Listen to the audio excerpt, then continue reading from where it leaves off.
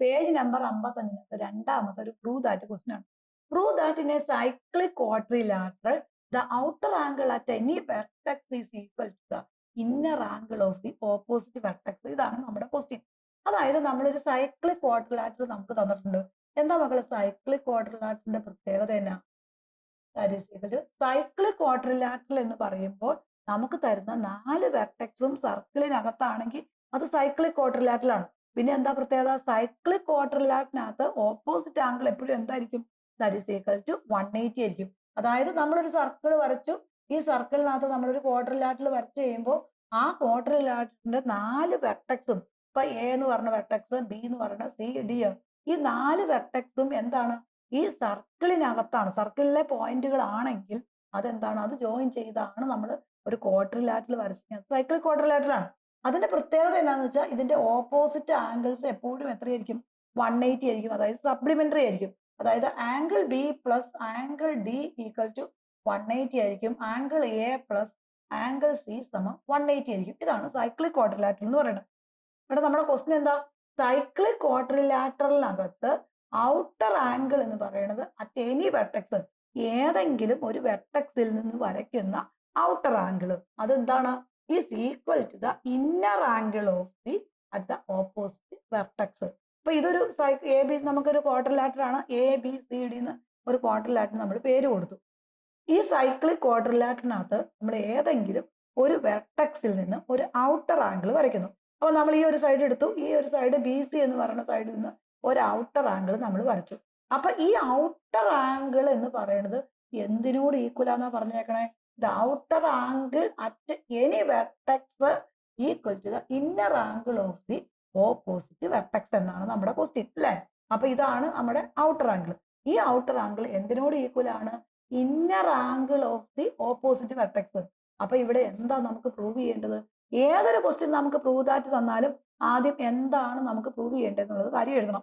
അപ്പൊ ഇവിടെ നമുക്ക് എന്താ പ്രൂവ് ചെയ്യേണ്ടത്? ഈ ആംഗിൾ ബി സി എന്ന് പറയുന്നത് ഈ സൈക്ലിക് ക്വാഡ്രിലാറ്ററിന്റെ ഔട്ടർ ആംഗിൾ ആണ്. അത് എന്തിനോട് ഈക്വൽ ആണെന്ന് പ്രൂവ് ചെയ്യാൻ പറഞ്ഞേക്കണേ? Inner angle. ഇവിടെ ഇന്നർ ആംഗിൾ ഏതാ? എ.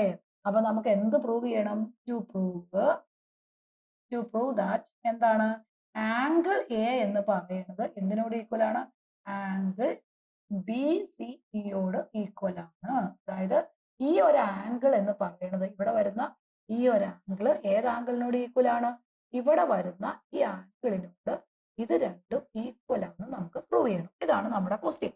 ഇനി ഈ ക്വസ്റ്റിനകത്ത് നമുക്ക് ഇവിടെ എന്തൊക്കെ തന്നിട്ടുണ്ടെന്ന് നോക്കാം. ഇവിടെ നമുക്ക് എന്താ പറഞ്ഞേക്കണേ? ഈ എ ബി സി ഡി എന്ന് പറയുന്നത് എന്ത് ക്വാഡ്രിലാറ്ററലാണ്? സൈക്ലിക് ക്വാഡ്രിലാറ്ററലാണ്. അങ്ങനെയാണെങ്കിൽ നമുക്ക് ഏതൊക്കെ ആംഗിൾ കൂട്ടുമ്പോഴായിരിക്കും നമുക്ക് 180 വരുന്നത്?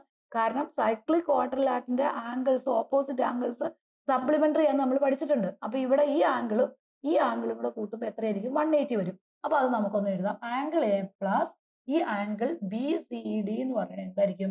ആംഗിൾ ബി സി ഡി എന്ന് പറയുന്നത് that is equal to 180 degree ആയി, അല്ലെ? ആംഗിൾ ഏതാണ്? ആംഗിൾ എയും ആംഗിൾ ബി സി ഡി എന്ന് പറയുന്നത് that is equal to 180 degree ആയിരിക്കും. ഇവിടെ നോക്കിയ മക്കളെ, നമുക്ക് angle A plus angle B C D സമം 180 ഡിഗ്രി എന്ന് കിട്ടി. ഇവിടെ ഇനി നമ്മൾ അടുത്തൊരു കണ്ടീഷനോടെ ഇവിടെ പറയാം. അപ്പൊ ആംഗിൾ എ എന്ന് പറയുന്നതും ആംഗിൾ ബി സി ഡി എന്ന് പറയുന്നതും സൈക്ലിക് ക്വാഡ്രിലാറ്ററിനകത്ത് സപ്ലിമെന്ററി ആംഗിൾസ് ആണ്. അതുകൊണ്ട് അത് രണ്ടും കൂടെ കൂട്ടുമ്പോൾ ദാറ്റ് ഈസ് ഈക്വൽ ടു 180 വരും. ഇനി നമുക്ക് ഇവിടെ എന്താ അറിയാൻ നോക്കിയേ? ഇതിനകത്ത് വീണ്ടും നമുക്ക് അറിയാവുന്ന കാര്യം നോക്കണം. ഈ ബി സി ഡി എന്ന് പറയുന്നതും ഈ ബി സി ഇ എന്ന് പറയുന്നതും ആംഗിൾ എന്ത് പ്രത്യേകതയാ? ലീനിയർ പെയർ അല്ലേ? അപ്പൊ നമുക്ക് എന്താ എഴുതാം? Angle B C D plus angle B C E എന്ന് പറയുന്നത് that is equal to 180 degree വരും. അങ്ങനെയാണെങ്കിൽ ഇതിനകത്ത് ആംഗിൾ ബി സി ഡി എന്ന് പറയുന്നത് എന്താ എഴുതാം നമുക്ക്? Angle B C D equal to 180 minus ഇത് ഇപ്പുറത്തേക്ക് പോകുമ്പോൾ that is equal to angle B C E എന്ന് വരും. ആംഗിൾ ബി സി കിട്ടി, ഇക്വേഷൻ നമ്പർ 1. ഇനി ഇവിടെ നോക്കുക, ഇവിടെ നമുക്കൊരു ആംഗിൾ ബി സി ഡി കിട്ടി. ഇവിടെ ഒരു ആംഗിൾ ബി സി ഡി എന്ന് പറഞ്ഞാൽ എന്താ എഴുതാം?